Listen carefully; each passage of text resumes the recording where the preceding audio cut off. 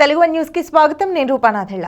తిరుమల దేవుడి లడ్డు ప్రసాదంలో వినియోగించే నెయ్యి కల్తీ కేసులో సుప్రీంకోర్టు నియమించిన ప్రత్యేక దర్యాప్తు బృందం సిట్ దర్యాప్తు చేస్తున్న సంగతి తెలిసిందే.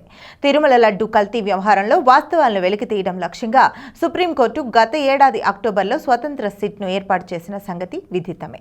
ఈ సిట్కు సిబిఐ డైరెక్టర్ నేతృత్వం వహిస్తుండగా రాష్ట్ర పోలీసు శాఖ, సెంట్రల్ ఫుడ్ సేఫ్టీ అథారిటీ అధికారులు సభ్యులుగా ఉన్నారు. సుప్రీంకోర్టు ఏర్పాటు చేసిన సిట్ దర్యాప్తులో శ్రీవారి లడ్డు ప్రసాదం తయారీలో కల్తీ జరిగిందని నిర్ధారణ అయింది. తన దర్యాప్తులో కనుగొన్న విషయాలను సిట్ సుప్రీంకోర్టుకు సీల్డ్ కవర్లో నివేదించింది.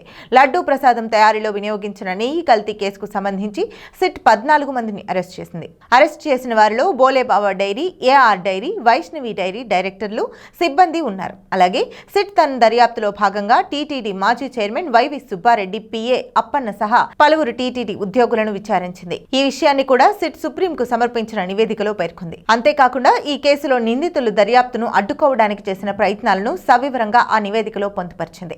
ఈ నేపథ్యంలోనే టీటీడీ మాజీ చైర్మన్ వైవి సుబ్బారెడ్డి సుప్రీంకోర్టును ఆశ్రయించారు. లడ్డూ ప్రసాదంలో కల్తీ కేసులో దర్యాప్తు సుప్రీంకోర్టు పర్యవేక్షణలో పారదర్శకంగా, నిష్పాక్షికంగా జరిగేలా చూడాలని సర్వోన్నత న్యాయస్థానంలో పిటిషన్ దాఖలు చేశారు.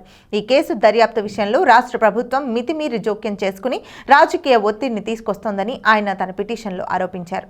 కాగా సుబ్బారెడ్డి బెయిల్ పిటిషన్ విచారణను సుప్రీంకోర్టు ప్రధాన న్యాయమూర్తి బెంచ్ కు లిస్ట్ చేయవలసిందిగా ఇద్దరు న్యాయమూర్తులు జస్టిస్ వినోద్ చంద్రన్, జస్టిస్ నిలయ్ విపిన్ చంద్ర ఆంజారియాల ధర్మాసనం కోరింది. అదలా ఉంచితే లడ్డు ప్రసాదం తయారీలో వినియోగించిన నెయ్యిలో కల్తీ వ్యవహారంలో తనను అరెస్టు చేస్తారన్న భయం సుబ్బారెడ్డిలో పెరిగిపోయిందని పరిశీలకులు విశ్లేషిస్తున్నారు.